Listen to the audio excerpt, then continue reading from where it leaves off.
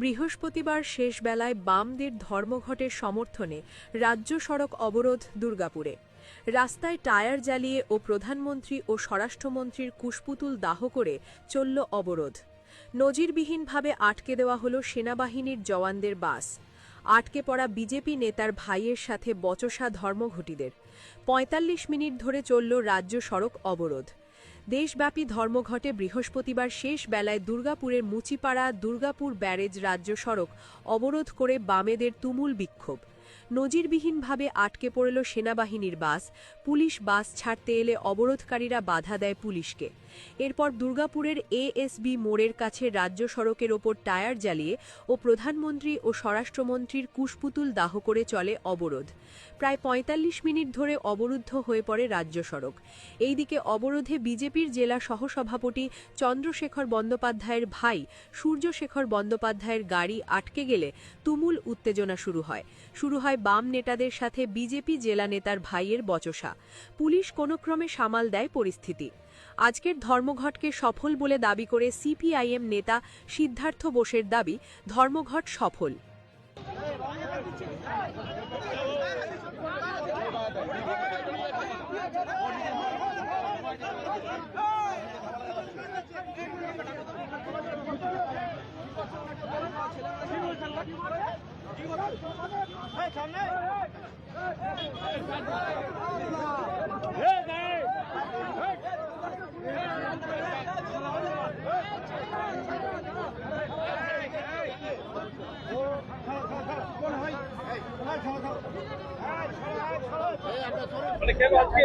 আজকে হচ্ছে কেন্দ্রের বিজেপি সরকারের যে শ্রম কোড লাগু করেছে, সেই লাগু কোড বাতিল করার দাবি নিয়ে আজকে আমরা কর্মসূচি গ্রহণ করেছি এবং শিল্প ধর্মঘট হচ্ছে সকাল থেকে।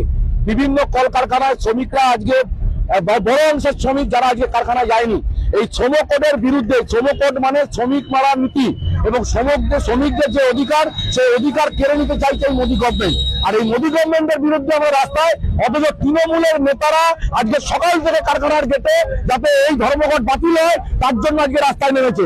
মানে বিজেপি হয়ে কাজ করছে তৃণমূল। আর আজকে রাস্তায় আমরা অবরোধ কর্মসূচি করেছি, ধর্মঘট বাতিল করতে হবে।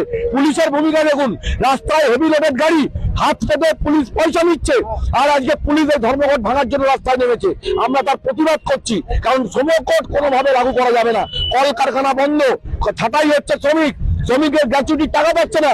আর কলকারখানা বন্ধের নামে যারা তোলাবাজি করছে তৃণমূল, যাদের মালিকদের স্বার্থ রক্ষা করার জন্য আজকে তৃণমূল রাস্তায় নেমেছে। কারণ মাসে মোটা মোটা অঙ্কের টাকাই মালিকদের কাছ থেকে যায় তৃণমূলের দপ্তরে। তার প্রতিবাদ আমরা করছি, কারণ তারা হচ্ছে শ্রমকোডের বিরুদ্ধে নয়, শ্রমকোডের বিরুদ্ধে লাই আন্না।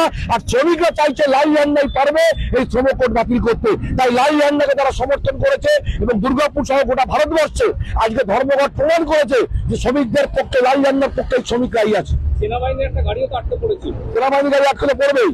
আজকে অবরোধের কর্মসূচি। মোদী গভর্নমেন্ট যে ধরনের রাজনীতি গ্রহণ করেছে, আজকে সংবিধান মানছে না। আজকে যে সমস্ত নীতি তারা গ্রহণ করছে, শ্রমিকদের উপর আক্রমণ, সাধারণ মানুষের উপর আক্রমণ। আর একটা মোদী সরকারের গাড়ি যাচ্ছে, এই গাড়িতে তারা হচ্ছে আক্রমণ করার চেষ্টা করছে, গালিগালাজ দেওয়ার চেষ্টা করছে। আমরা তার প্রতিবাদ করেছি এবং সেই গাড়ি আটকে রেখেছি। যারা আটকে গেছিল সেরকম একজনের সাথে আপনাদের একটা বচসাও দেখা গেল একটু। এটা পরিকল্পিতভাবে এই ঘটনাটা ঘটালো যে গাড়ি চালাচ্ছিলেন তিনি। এটা পরিকল্পিতভাবে যাতে এই অ্যাজিটেশনটাকে ভেঙে দেওয়া যায়, তার জন্য পরিকল্পিতভাবে ওই গাড়ির ড্রাইভার এই ধরনের পরিকল্পনা গ্রহণ করে তারা আমাদের উপরে হচ্ছে আক্রমণ করার চেষ্টা করেছে। অবশ্যই আছে, পুরোপুরি আমাদের যা মনে হয়েছে দেখে বিজেপি হচ্ছে যে একজন নেতা হতে পারে, কর্মী হতে পারে, সমর্থক হতে পারে, তিনি এই প্রভোকেশনটা তৈরি করেছেন। কতক্ষণ অবরোধ থাকলো আপনাদের? প্রায় 8 ঘন্টার উপরে। আচ্ছা, তার মাঝে প্রথম আমার ভাই হচ্ছে কোনো রাজনৈতিক দলের সাথে যুক্ত নয়, এই বিষয়ে আমি কোনো কথা বলবো না। এক নম্বর। দ্বিতীয় হচ্ছে কর্মনাশা বন্ধকে কোনো রাজনৈতিক দল এবং সাধারণ মানুষ আজকের দিনে বর্তমান সমাজ ব্যবস্থায় সমর্থন করেন। বন্ধের এই প্রথা, বিশেষ করে শিল্পের ক্ষেত্রে যে ইস্যু, সেই ক্ষেত্রে কেউ সমর্থন করছেন না। এই কারণে করছেন না যে কর্মসংস্থানের নজির এবং কর্মপ্রথা অনুযায়ী যদি একটা বন্ধ, কর্মনাশা বন্ধ, সেটা হচ্ছে শিল্পের ক্ষেত্রে হোক, ব্যবসার ক্ষেত্রে হোক, সার্বিকভাবে ক্ষতি করে, মানুষের দিন প্রতি রোজগারকে হ্রাস করে। এখানে দাঁড়িয়ে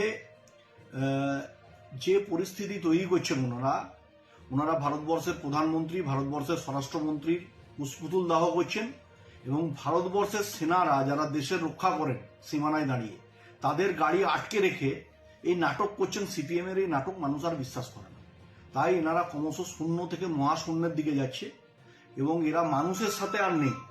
মানুষ এদের থেকে জনসমর্থন তুলে নিয়েছে, মানুষ এদের বিরুদ্ধে চলে গেছে। এই কারণে এনারা আগে সারা দিন মানুষকে বুঝিয়েছেন যে 80 যায় মাইনে পাই, কাজ করলে ওভারটাইম চাই।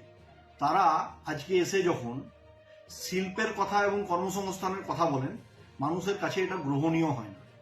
সেই গ্রহণীয় না হওয়ার কারণে জনপ্রিয়তা হারাচ্ছেন, আর সেই হতাশা থেকে শুধুমাত্র এনারা এখানে ফেল করছেন সিস্টেম। আর সিস্টেম ফেল করে মানুষের বিপক্ষে গেলে মানুষ সেটাকে কখনো সমর্থন করে না। তাই এই হতাশা থেকে তাদের এই বহিঃপ্রকাশ, এই হতাশার বহিঃপ্রকাশ দিয়ে যারা রাজ্যে ক্ষমতায় ফিরবেন বলে দিবাস্বপ্ন দেখছেন, তাদের স্বপ্ন কোনোদিন পূরণ হবে না।